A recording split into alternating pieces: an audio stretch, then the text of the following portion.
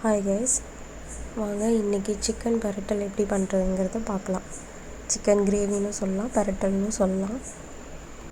1/2 kilo chicken வந்துட்டு எடுத்துகிட்டு அதை நல்லா கழுவி வச்சுட்டேன்.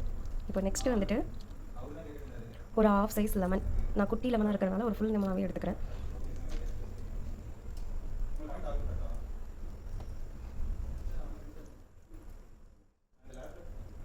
அதை எடுத்து நல்லா இப்படி புழிஞ்சு விட்டுக்கோங்க. ஓகேவா? புழிஞ்சு விட்டுக்கோங்க. கொஞ்சமாக வந்துட்டு தயிர் ஊற்றிக்கிட்டேன்,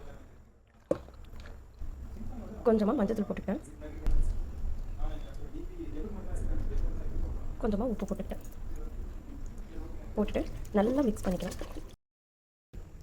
இப்போது ஒரு வடை சட்டியில் 2 பட்டை, 2 ஏலக்காய், ஒரு 2லேருந்து ஒரு 3 கிராம்பு, கொஞ்சமாக சோம்பு, ஒரு 6 வரமிளகாய், ஒரு கைப்பிடி அளவுக்கு வரமல்லி, அவ்வளோதான்.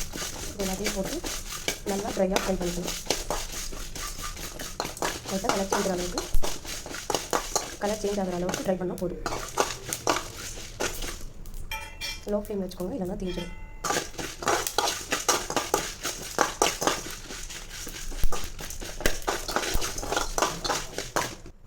இந்த அளவுக்கு கலர் சேஞ்ச் ஆன போதும். நான் இப்போது அடுப்பை ஆஃப் பண்ணிக்கிறேன். இப்போ ஆஃப் பண்ணிவிட்டு இதை நல்லா ஒட்டியாக அரைச்சிக்கலாம். என்கிட்ட பெரிய மிக்ஸி ஜார் இருக்கிறதுனால சரி அரையலை, சின்னது இல்லாதனால நான் பெருசில் தான் போட்டு அரைச்சேன். நீங்கள் சின்னதில் போட்டு நல்லா அரைச்சிக்கோங்க பொடியாக. நான் இந்த அளவுக்கு அரைச்சிருக்கேன், இதுக்கு மேலே அரையலை. மறுபடியும் நான் வணக்கின அதே எண்ணெயிலேயே வந்துட்டு அதே கடாயில் வந்துட்டு தேங்காய் வந்துட்டு கொஞ்சோண்டு ஊற்றிட்டேன். அதில் ஒரு ஸ்பூன் கடுகு, பச்சை கருவேப்பிலை வந்துட்டு போட்டுக்கிட்டேன் கொஞ்சமாக. அதிலே ஒரே ஒரு பச்சை மிளகாய் மட்டும் 2 கட் பண்ணி அதையும் போட்டிருக்கேன். அதுலேயே கொஞ்சமாக பூண்டு வெங்காயம் இடித்து வச்சுருக்கேன், அதை சேர்த்துக்கிறேன்.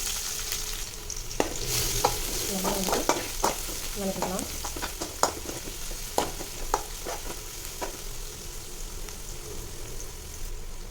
அதுலேயே ஒரு பெரிய வெங்காயத்தை வந்துட்டு கட் பண்ணியிருக்கேன் நீல வாக்கில், அதையும் சேர்த்துக்கிறேன்.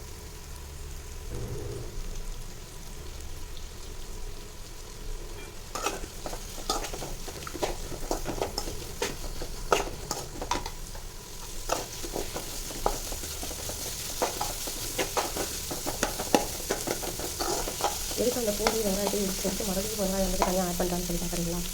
அப்படி அதனால கொஞ்சம் கிரேவியாக வந்துட்டு வரும், அதுக்காக தான்.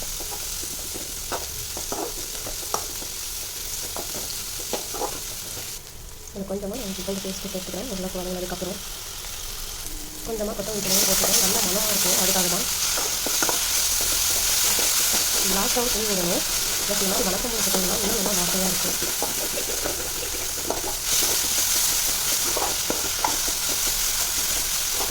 வெந்து கொஞ்சம் நல்லா பச்சை போகிற வரைக்கும் நல்லா வதக்கிக்கலாம்.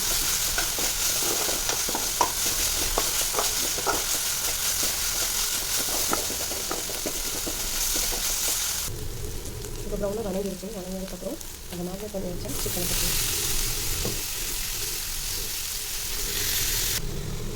கொஞ்சமாக எடுத்து சேர்த்துக்கிறேன். இல்லைனா அதில் பத்தாது கடையில் சேர்த்துக்கணும்.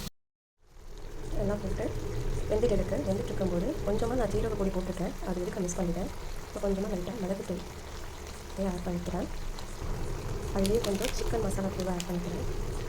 ப்ளஸ் அதுலேயே கொஞ்சமாக கறி மசாலா தூளும் ஆட் பண்ணிக்கிறேன். நிறைய ஆட் பண்ணாதீங்க, கொஞ்சமாக ஆட் பண்ணிக்கோங்க. ஏன்னா அரைச்சி வச்ச மசாலாவும் இதில் ஆட் பண்ண போகிறோம். ஸோ நிறையா போட்டோன்னா வாசனை ரொம்ப அதிகமாக தெரியும், மசாலா வாசனை. போட்டதுக்கப்புறம் ஒரு கரைச்சி பரட்டி எடுத்துக்கலாம். இது எதுக்கு நான் அந்த மசாலா அந்த அரைச்சி மசாலாவே போட்டுக்கலாமே இது எடுத்து போடணும்னு கேட்டிங்கன்னா, கொஞ்சம் சிக்கனில் இந்த மசாலா ஊறிக்கும். ஏன்னா இது நான் கொஞ்சம் சுண்டி வர டைமில் தான் நம்ம வந்துட்டு அரைச்சி வச்ச மசாலாவை சேர்க்க போகிறோம். அதான் நல்லா இன்னும் சூப்பராக டேஸ்ட்டாக இருக்கும். இந்த அளவுக்கு சுண்டி வந்துடுச்சு. ஸோ இப்போது லைட்டாக கரெக்டாக அளவுக்கு இருக்கும்போது நீங்கள் அந்த மசாலா போட்டிங்கன்னா கரெக்டான பதத்தில் இருக்கும். இந்த டைமில் நான் அந்த மசாலா போடுறேன். நான் ஆக்சுவலி இந்த இடத்துல சிக்கனுக்காக அளவாக தான் போட்டிருக்கேன். ஸோ இது எல்லா மசாலாவும் போட்டிருக்கேன். சப்போஸ் உங்களுக்கு அதிகமாக தோணுச்சுன்னா நீங்கள் இதில் பாதி எடுத்து ஸ்டோர் பண்ணி கூட வச்சுக்கோங்க. இதை போட்டு ரொம்ப நேரமாக கொஞ்சம் தேவையில்லை. லைட்டாக 2 கரட்டை பரப்பி ஒரு ஒரு நிமிஷம் விட்டிங்கனாலே போதும். வேறு லெவல் இருக்கும்.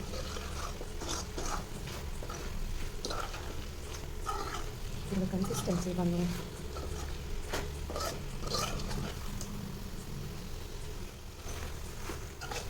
எனக்கு இது எப்படா சாப்பிடுவோம்னு இருக்குது.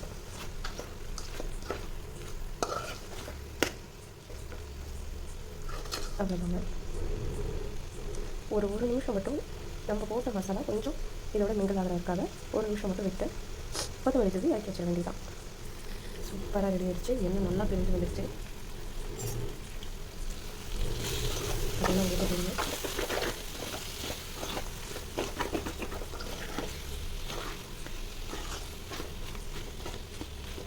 அவ்வளோதான். இது கூட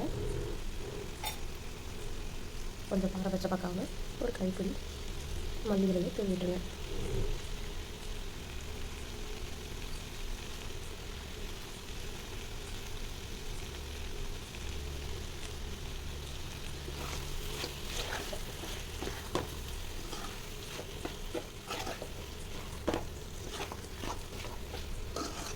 சுட சுட சர்வ் பண்ணால் சூப்பராக இருக்குங்க. நான் இதை இன்றைக்கி தோசை கூட தான் வச்சு சாப்பிட போகிறேன். சூப்பராக இருக்கும். வாங்க சாப்பிட்லாம்.